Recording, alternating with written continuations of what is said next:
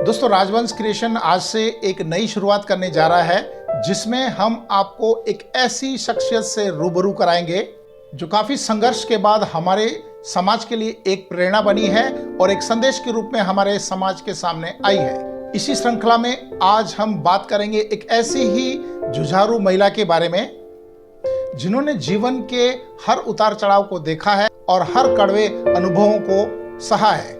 ये उस दौर से भी गुजरी है जहां जीने की उम्मीद खत्म सी हो जाती है। एक लड़की होने का दुख इनसे ज्यादा ही शायद कोई झेल पाए। जी हाँ दोस्तों, आज हम बात करेंगे पद्मश्री गुलाबो देवी के बारे में। गुलाबो देवी को आज कौन नहीं जानता है। आज ये किसी भी परिचय का मोहताज नहीं है। गुलाबो देवी हमारे समाज को एक संदेश देती है, खास करके उस समाज को जहां पर लड़कियों के पैदा होने को एक श्राप माना जाता है और उन्हें पैदा करते ही मार दिया जाता है। उन्हें इस दुनिया में आने से पहले ही खत्म कर दिया जाता है। उसी समाज से संघर्ष करते हुए एक हीरा अपनी इसी समाज में एक नई पहचान बना चुका है और वो है गुलाबो देवी। जी हाँ दोस्तों, आज हम जानेंगे सपेरन गुलाबो देवी की कहानी, जिन्होंने अपनी मौत को कब्र से निकालकर एक पद्मश्री अवार्ड तक पहुंचाया।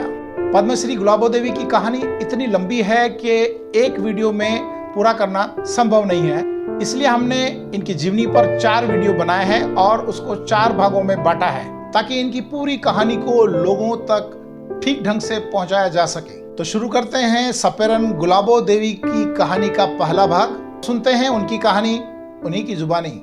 दोस्तों, राजस्थान की कालबेलिया समाज में जन्मी गुलाबो का जन्म एक कालबेलिया परिवार में हुआ। उस दौर में इनके समाज में लड़की के पैदा होने को एक अशुभ माना जाता था। शायद इसी कारण से उन्हें पैदा होते ही उनके परिवार के लोगों ने उन्हें जिंदा जमीन में दफन कर दिया था ताकि समाज में लड़की के पैदा होने के कलंक को मिटाया जा सके। किस्मत को शायद ये मंजूर नहीं था। उस बच्ची को उनकी माँ ने उन्हें कब्र खोदकर बाहर निकाला और समाज से संघर्ष करके उन्हें पाला पोसा और इस काबिल बनाया कि वो समाज में एक मुकाम हासिल कर सके और उन लोगों को एक सबक दे सके कि यदि लड़कियों को भी मौका दिया जाए तो वो भी लड़कों की तरह समाज और देश में उनके कुल का नाम रोशन कर सकती है। इसकी एक जीती जागती मिसाल है गुलाबो देवी, जो आज पद्मश्री पुरस्कार से सम्मानित हैं और भारत में ही नहीं बल्कि पूरे विश्व में कई देशों में अपने समाज और देश का नाम रोशन कर चुकी है और आज वे एक सेलिब्रिटी बन चुकी है। नमस्कार, मैं गुलाबो सपेरा। मैं अपने जन्म की कहानी आपको बताती हूँ कि मैं किस तरीके से जन्मी और किस समाज से हूँ। समाज का मैंने जिक्र किया कि हम लोग घुमुतु समाज के हैं और कालबेलिया जिसको बोलते हैं और जोगी बोलते हैं, सपेरा बोलते हैं, उस समाज में हम गुरु कनिपानाथ जी के शिष्य हैं। और हमारे एक रिवाज बनाया हुआ था कि जंगल में रहते हैं तो बेटियों को जिंदा नहीं रखना है, क्योंकि अगर कलंक लग जाता है कोई बेटी के साथ में कुछ भी तो वो 7 पीढ़ी का कलंक लगता है। 7 पीढ़ी तक वो बात होती है। तो वो इस कलंक से डर के मारे और लेन देन के डर के मारे और बेटी को दुख हो जाता है आगे जाके, इसके लिए हमारे समाज में बेटी को जिंदा ही गाड़ दिया करते थे। तो ये हमारा सदियों से रिवाज बना हुआ आ रहा था। मेरे पापा चामुंडा के पुजारी थे और वो मेरे पापा कहे कि नहीं, मैं किसी बेटी को नहीं मार सकता, क्योंकि जिस माता की पूजा करता हूँ मैं उनको नहीं मारूंगा। तो शाम की 7 बजे मेरा जन्म हुआ, क्योंकि मेरे से पहले 3 बहनें थी और 3 भाई थे। इससे मेरा जन्म हुआ शाम की 7 बजे धनतेरस को। और जन्मते ही समाज की औरतें जिसने मुझे जन्माया उन्होंने ले जाके मुझे जंगल में खड्डा खोद के और जमीन में गाड़ दिया। जब मेरी माँ को पता चला कि लड़का हुआ, ये लड़की हुई थी, हमने जमीन में गाड़ दिया उसको। तो मेरी मौसी को मेरी माँ ने कहा कि कहाँ कौन सी जगह उसको दफनाया, मुझे बताओ, मैं जाके लेके आती हूँ उसको। तो इस तरीके से मेरी मौसी ने भी मना कर दिया कि नहीं। मेरी माँ ने कहा कि तेरे 5 लड़का है, लड़कियाँ नहीं, तो रख लेना उसको, पर उसको जिंदा तो रखें, मर गई होगी। मेरी माँ कहा कि नहीं। माँ का विश्वास है, मेरा दिल कहता है, मेरी आत्मा कहती है कि मेरा बच्चा कहीं नहीं खत्म हुआ और मेरी बेटी जिंदा मिलेगी मुझे। आप मुझे वो जगह बता दो बहन जहाँ से अपन लेके आए। दोनों बहनें चली गई और वहाँ से मेरे को जब जमीन से खोद के निकाला, क्योंकि हमारे गाड़ने से पहले, मिट्टी डालने से पहले घास फूस डालते हैं और उसके ऊपर फिर वो कोई मिट्टी डालते हैं। तो मैं जिंदा मिली और मेरी माँ को बहुत ही खुश हुई कि देख बहन मेरा विश्वास और मेरी आत्मा जीती और मेरी बेटी मुझे जिंदा मिली। तो समाज वाले लोगों ने कहा कि बोले ये तो मुर्दा लड़की है, आप क्यों लेके आए इसको, और ये तो बोले समाज से खिलाफ है। मेरे पापा ने कहा कि मेरी बेटी स्पेशल है, 5 घंटे गढ़ने के बाद में भी मेरी बेटी जिंदा मिली मुझे। तो इस तरीके से मेरे पापा मेरे को साथ रखते थे 6 महीने के बाद, क्योंकि बच्चा बाहर निकलने लग जाता माँ की गोद में से 6, 7, 8 महीने के बाद। तो मेरे पापा डरते थे कि समाज के लोग वो मारेंगे इसको, उन्होंने कह दिया कि एक रोज ये मरेगी। तो वो लोग मेरे पापा डरते थे, इसीलिए मुझे साथ लेके जाते और मैं पापा के साथ साथ रहती थी। वो सांपों का झूठा दूध पीना, बिन की धुन पे डांस करना, ऐसे करते करते मैं 3-4 साल की होगी तो मुझे पापा ने घर छोड़ना स्टार्ट कर। मेरी माँ कहती कि जा बकरियां लिया या फिर बलिता चुग के ला, मेरे को कुछ नहीं, मेरे को तो डांस करना है। मैं जंगल में भी जाती कहीं बकरी लेने के लिए या फिर लकड़ियां चुगने के लिए, बलिता चुगने के लिए, तो वो वहाँ डांस करने लग जाती। 5-6 साल की थी। या फिर वो लड़कियों को लेकर मैं गाँव ढाणी में चली जाती कि तुम वो जो दाल जो भी रोटी देवे या दलिया देवे तुम खा लेना, मुझे तो नचा लेना। बस मेरा डांस का भूत चढ़ा हुआ था मुझे। होली के दिनों में मतलब जब फागुन का महीना होता था, हमारे क्या आदमी लोग ड्रेस पहन के लेडीज के वो जाते हैं, तो मुझे उस टाइम पे तो लेके चले जाते, फिर उसके बाद नहीं लेके जाते। पुष्कर मेला आता तब औरतें मुझे छुप छुपा के लेके जाती थी, फिर उसके बाद नहीं लेके जाती। तो 81 की बात है, 81 में डांस कर रही थी, बहुत बड़ी भीड़ थी, उसके बीच में मैं खड़ी थी और डांस कर रही थी 19-20 लड़कियों के साथ में। और वहाँ पे टूरिज्म डिपार्टमेंट के हिम्मत सिंह जी और तृप्ति पांडे, जिनको मैं अपने लाइव दाता कहती हूँ, वो आए। उन्होंने देखा कि एक छोटी सी बच्ची डांस कर रही है, ऐसा लग रहा है कि इसके शरीर में हड्डियाँ ही नहीं है, रबड़ की गुड़िया की जैसे इधर की इधर घूम रही है और डांस कर रही है कमर के बल से, इस तरीके से सांप प्लेट ही खाता है जैसे। पर मैडम ने सोचा कि सपेरों की लड़कियां तो डांस करती नहीं है, सपेरों के वैसे बहुत कम औरतें होती है, लड़कियां होती है, सांप नाचते हैं, लड़कियां कब से नाचने लगी। तो मेरे चाचा जी से पूछा, उन्होंने कहा कि साहब अभी ये बच्ची है, हमारे वैसे कलंक है हमारे मत्थे पर, ठीक है बोला हम नचाते हैं पेट के लिए, क्या करें। मुझे बुरा भी कहते थे और मेरे पे मतलब कमा के भी खाते थे वो। तो इस तरीके से मेरे को समाज वो शाम को बाइसा कहा कि आप प्रोग्राम में आ जाना, वहाँ नचाना। तो प्रोग्राम समझते नहीं, तो उसके बाद उन्होंने कहा कि जैसे यहाँ नाच रहे हो वैसे वहाँ नाचना। फिर हम लोग शाम को मंच पे पहुँच गए और वहाँ पे मैडम ने मेरे को पहली बार घुंघरू दिए, घुंघरू पहन के मैंने डांस किया, मुझे बहुत अच्छा लगा।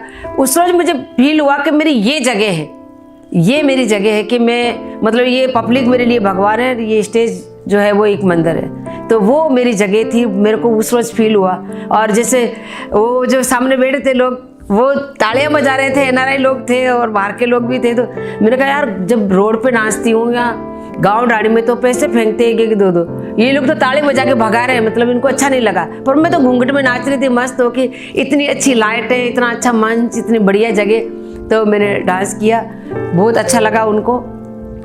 नीचे उतरने के बाद मैडम ने पूछा कैसे लगा तेरे को, मिट्टी में डांस कर रही थी उसमें इसमें। मैंने कहा मेरे को अच्छा लगा, लेकिन वो जो सामने लोग बैठे वो तो भगा रहे थे मुझे ताली बजा के। बोले भगा नहीं रहे थे, तेरे को सम्मान दे रहे थे, पागल लोग पैसे फेंकते हैं लेकिन ये लोग ताली बजा के और तेरी वाहवाही कर रहे थे। फिर मैंने डांस किया मैडम। 2 दिन डांस करने के बाद में जब पैसे मुझे 50 रुपये दिए और कलाकारों को भी कुछ पैसे दिए, जो औरतों को, वो तो अपने काजल बिंदी टिकी खरीदने बाजार में चली गई। दूसरे रोज समाज के पूरी पंचायत ही बैठती है हमारे पुष्कर में, क्योंकि पुष्कर में जब हम लोग खट्टे होते हैं, पूरा समाज खट्टा होता है, शादी ब्याह त्यौहार जो भी होता है हमारे क्या करना है वो सारा पंचायतियाँ वहीं होती हैं। सुबह पंचायती में बात चली कि बोले भाई मेरे पापा का नाम लेके भाई भैरानाथ आपकी बेटी ने तो तख्तों पे डांस किया है और ये अच्छी बात नहीं है और वहाँ पे अच्छी लड़कियाँ डांस नहीं करती, तो तुम्हारे को हम समाज से बाहर करते हैं। करके मेरे को समाज से बाहर किया और हम लोग कई दूसरे गांव में जाके रहने लगे। फिर उसके बाद में मैडम के यहाँ से कोई आदमी आया बुलाने के लिए, तो मेरे पापा ने मना कर दिया। मैंने सुन लिया। मैं मेरे भाई के साथ में रात को हम लोग 1 बजे उठ के और बस पकड़ के वहाँ से और जयपुर आ गए और बस मेरा सफ़र स्टार्ट हो गया। ये 91 की बात है। और फिर मैं भाई के साथ यहाँ, भाई रिक्शा चला के 1-2 रुपये लेके आता था। हमारे समाज के डेरे पड़े थे पीतल फैक्ट्री पे, वहाँ आके हम लोग रहे 2-3 दिन। यहाँ पे हम लोग रहे पास में, उनके पास में रोटी बना के खाते थे। फिर ढूंढते ढूंढते भाई साहब का हमने वो घर भी ढूंढा और टूरिज्म डिपार्टमेंट भी ढूंढा और वहाँ जाके हम लोग मिले। और वहाँ पे इलारुण जी, रमा पांडे जी, तृप्ति पांडे जी, ये सब बहनें, और उन्होंने मुझे बहुत आशीर्वाद दिया और कहा कि बोले गुलाबो, बोले तृप्ति तो वो टीबों में एक फूल खिलता है, वो फूल और एक हीरा उठा के लेके आई हो तुम, देखना ये लड़की बहुत आगे जाएगी। तो जब यहाँ आई तो राजमाता से मिली, राजमाता ने कहा कि ये बहुत आगे जाएगी। सबसे जिससे मिली मैं अमेरिका में राजीव गांधी जी का आशीर्वाद मिला, जब मुझे वहाँ रख रहे थे मैं नहीं रही। फिर उसके बाद मुझे लता जी का आशीर्वाद मिला और उन्होंने भी कहा बेटा तू तो बहुत आगे जाएगी, आगे जाएगी। और मेरे को पद्मश्री भी मिली और फिर भी मैं वो ही आगे जाना चाहती हूँ जो सब लोगों का आशीर्वाद था कि आगे जाना है, मुझे आगे जाना है, आगे जाना है, आगे जाना है। मैं माँ के लिए भी एक मैसेज देना चाहती हूँ कि माँ चाहे तो कुछ नहीं, क्या नहीं कर सकती, सब कुछ कर सकती है। जैसे मेरी माँ ने किया कि एक जमीन में गड़ी हुई बेटी को वो वापस धरती माता के पेट से वापस जिंदा लेके आ गई। तो क्या आप अपनी बेटियों को, पेट में रहने वाली बेटी को जिंदा नहीं रख सकती? आपके पेट में रहता बच्चा, आपका कलेजे का टुकड़ा होता है, आप कैसे कन्या भ्रूण हत्या कर सकती हैं? तो एक माँ के हाथ में होता है और बाप के हाथ में होता है कि वो माता और पिता ये सोच ले कि जो भी आ रहा है वो हिंदुस्तानी नागरिक आ रहा है, उसका वेलकम करना, चाहे बेटा चाहे बेटी हो। माता पिता को यही कहना चाहूँगी कि जैसे मेरे माता पिता ने मेरी हेल्प की, पापा ने मेरी मदद की, मैं 165 कंट्री गई ना, आज मेरा इतना बड़ा नाम, माँ ने मेरे को जिंदा रखा जो मैं आज आपके सामने, और बेटी के नाम पे आज मिसाल हूँ मैं। दोस्तों, गुलाबो देवी की कहानी का पहला अध्याय हम यहीं समाप्त करते हैं। अगले अध्याय में हम जानेंगे कि किस तरह से इन्होंने गांव से निकलकर विदेश में अपनी ख्याति प्राप्त की और किस तरह से वो कामयाब हुई।